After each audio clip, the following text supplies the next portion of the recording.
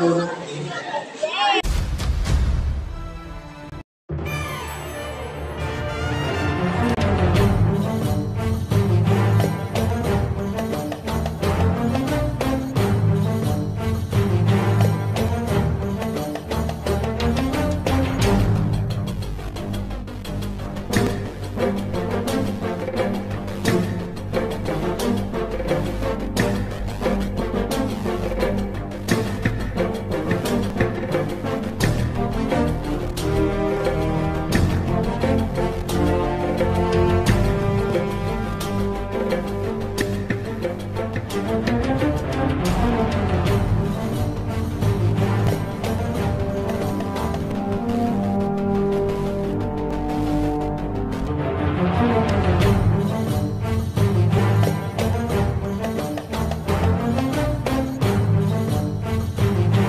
I'd like to invite everyone to please stand for the mixology of the Samgit.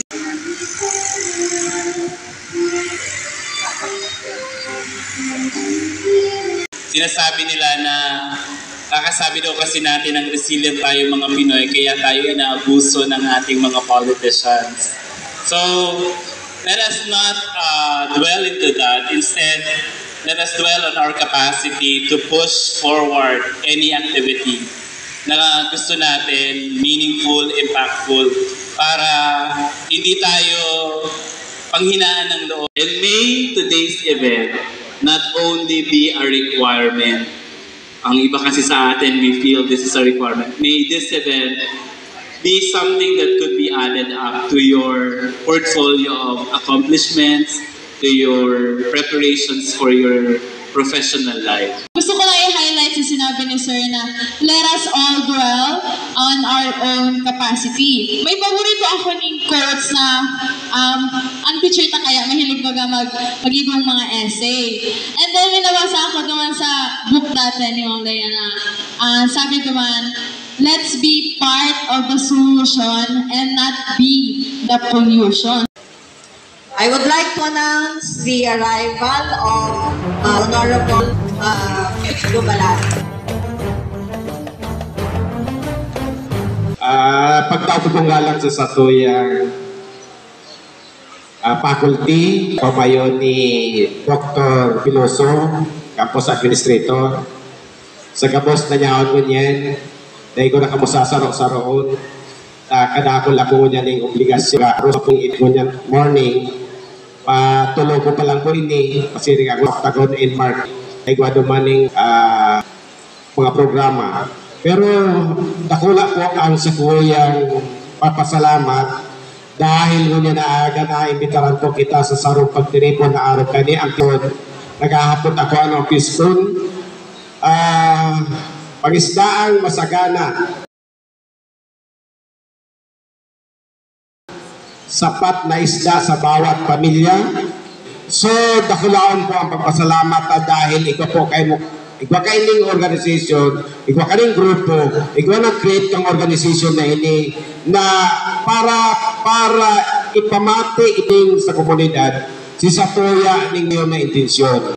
Salamaton sa pag-imbitar dahil haros kaya po sarabay sa okasyon mo niyan, itati ang purunan. So, ang Sakuya, padagos lang po. Suporta ko ang meruan kag eskwelahan, hindi po sa Panuan ng Kalapagka. Suportado ko ang mga estudyante sa mga programa. So, salamaton sa pag-imbitar. Salamat imbitar. Maraga ko sa...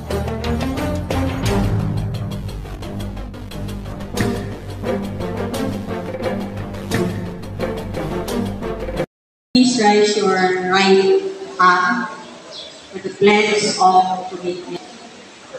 I, your name, a dental faculty of Central Bicol State University of Agriculture, pledge actively participate in the country. Myself, to follow all environmental responsibilities, rules and regulations, to create and maintain a safe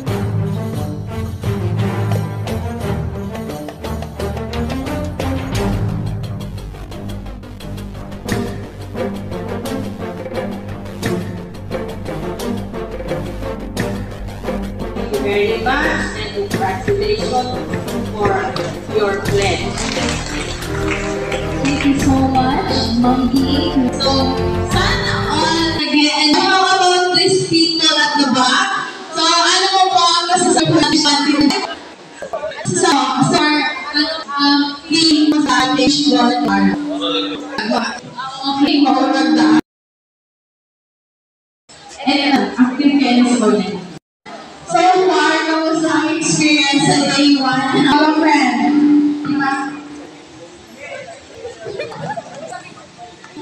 Kamusta ang experience sa first day? Sure. So, sa nila, guys. Start na lang. Wish lang. Correct review. Kaya na mga touchers ka. Ano nakamuli na sa touchers. So, ay na 100% to sa key. Program Chairperson, Ma'am Maylene C. Navarro. Every send-off ceremony, naiiyak talaga sobra. Yung pressure na feel ng mga board exam, nafe-feel ko din yon. Pag nahihiling ko kaya Sinta, nahihiling ako, kayong 4th year, kayong 3rd year, as well as from the 1st year, lahat kayo na po, iba po nito kami sa prayers na lahat ng examinees this year ay pumasa para sa sektor ng pangisdaan, ipaglaban ang fisheries.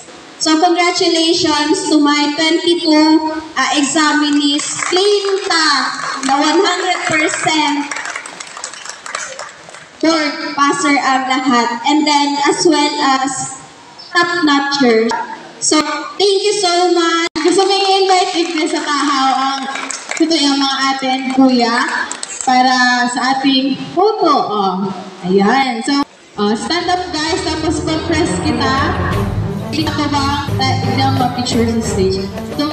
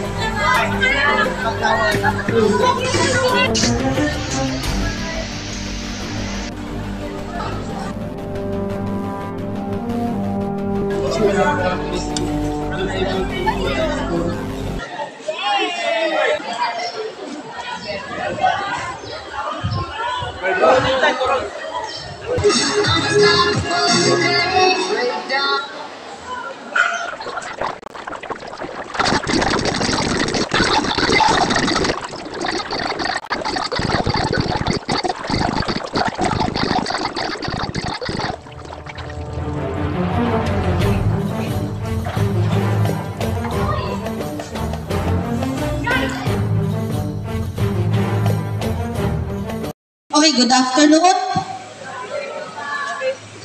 Hi, si first year. Kabos na first year sa inutan. Okay, sa likod ng first year is second year. Sa likod ng second year is third year. And sa likod ng third year ay fourth year. Ging Faustino, sa pong faculty researcher ng Institute of Fisheries and Allied Sciences. And this afternoon, I was assigned by the FSAC to talk about small-scale fisheries. Okay. But before I dive into the topic, I would like to congratulate the Fisheries Students Association of CBSUA Calabanga about this particular celebration, which is the Fisheries Conservation Celebration. Paki-upak man po, tagaro. Ang San Miguel Bay po, nasa laog kang municipal waters.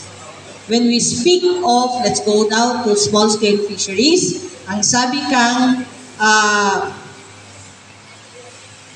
Food and Agriculture Organization, ang small-scale fisheries nagre-represent ng one of the oldest and most significant human livelihoods, providing food security, employment, and cultural identity to millions worldwide. When we speak of small-scale fisheries, it is the subsistence fisherfolk. They are the artisanal fisherfolk. They are the marginalized fisherfolk. Small-scale fisher are those fishers or fisherfolk that are using or utilizing the resources within the municipal waters. The municipal waters measuring 15 kilometers from the shoreline pa luwas. And since ang San Miguel Bay is a bay, meaning the Asia pwedeng laugan ng mga drakulang nagsisira because it is considered a water that belongs to the subsistence fisher folk. Ibig sabihin, ang pwede lang maglaog o maggamit kang San Miguel Bay ay itong mga saradit na nagsisira. Pag sinabing small-scale fishers, they are either using boats that weighs 3 gross tonnage and below. And minsan, they don't use boats to fish. Instead, they use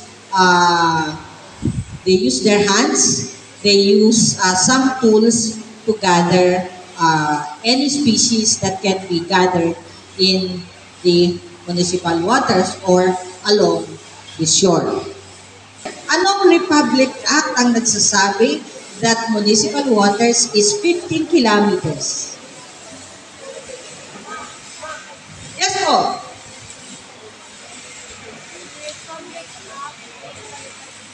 Okay, Republic Act 8550. Republic Act 8550, Fisheries Code of the Philippines of 1998. Kasi duman siya sinabatas. And it is Republic Act 8550. In Republic Act 8550, it was mentioned there that municipal waters is 15 kilometers from the shoreline. And it means that 15 kilometers only subsistence, artisanal, municipal, or small-scale fishers or fisherfolk are allowed inside the municipal waters. They usually use their own boats, small boats, and it is an affair of the family or of the community. Hanggat walang gumagalaw, walang magpo-proceed. Okay ha? Kailangan gumalaw tayo. Ready na ba?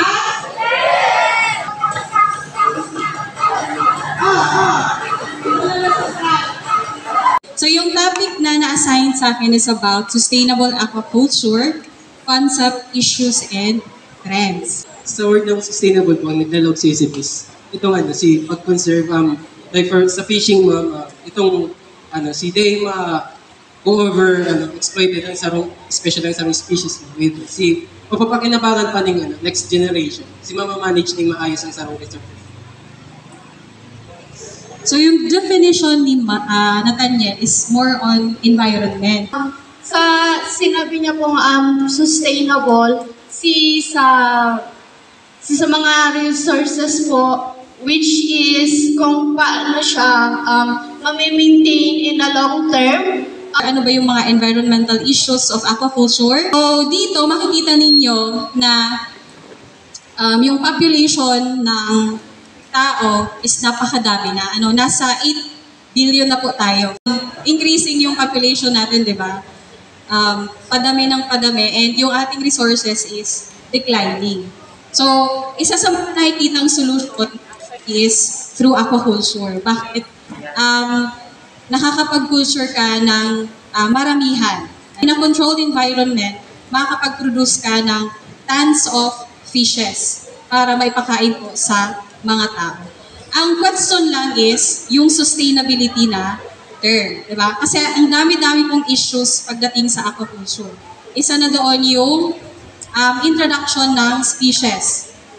Okay lang mag-introduce ka ng species, basta hindi siya invasive. Pero ang problema, lahat po ng na-introduce sa Pilipinas ay invasive. Yung tilapia, yung catfish, diba? They are all considered as invasive kasi in the first place, hindi sila naturally occurring sa ating environment.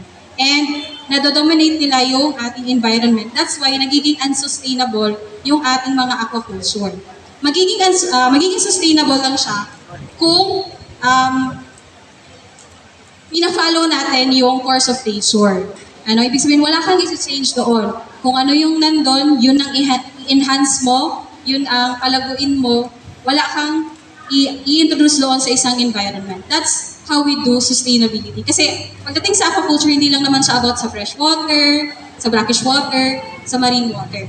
Very broad yung term na aquaculture. Kaya mamaya papag-usapan natin yung sinasabing fundamentals pagdating sa aquaculture. Sa RA 8550, sa ating Philippine Fisheries Code, define niya doon na pag-culture or pag-graze ng mga aquatic organisms in fresh water, brackish water, and marine water. So yun yung difference nung definitions ng FAO sa RA 8550. Kasi dinedefine niya sa environment. Dito sa FAO, wala siyang sinabi. Basta lahat ng aquatic organisms na pwedeng culture or free na farm or nire-raise. Makikita po ninyo na starting 1980 hanggang sa projected na production or data hanggang 2032, medyo stable or hindi masyadong fluctuating yung production na nakukuha natin sa capture fisheries. Pero pag tinignan po ninyo yung aquaculture production, it is increasing. Kasi nandito na tayo sa taon or nandito na tayo sa situation na kung saan nagiging dependent na tayo sa aquaculture. Kasi nga, decreasing na yung catches natin sa capture fisheries. Diba? Madami na yung parang nag-venture out into aquaculture, yung mga fishermen na nagiging farmers, kasi nagbabawas na yung nakakatch nila na isda sa wild. Okay? Ano ba yung minimit na demand ng aquaculture? Yung protein. Diba? Karamihan sa mga Filipinos ay protein eater. May 6 na bilog. Ano yung tawag sa 6 na bilog na yan? Yung general term para sa kanila. Ito po, ma'am. Ang apat po dyan sa general term, aquaculture system po. Iyan po RAS Biofluke Aquaponics, si mga modern, ma'am? Si mga modern system po sa aquaculture. Then, si mga pond culture po, iba po kita dyan sa likod po, sa may New Hatchery po, doon sa part na ito. Ayan po si mga earthen pond.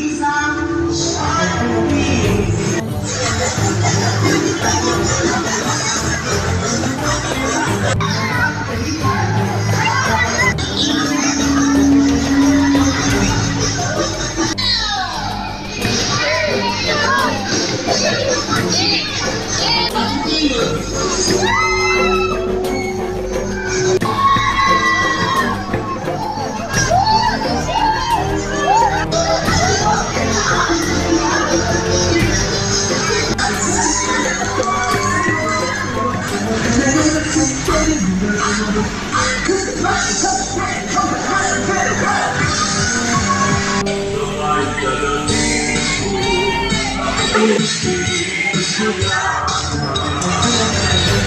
doo doo doo doo doo, baby shark. Mommy shark doo doo doo doo doo, mommy shark doo doo doo doo doo, mommy shark doo doo doo doo doo, mommy shark. Daddy shark doo doo doo doo doo, daddy.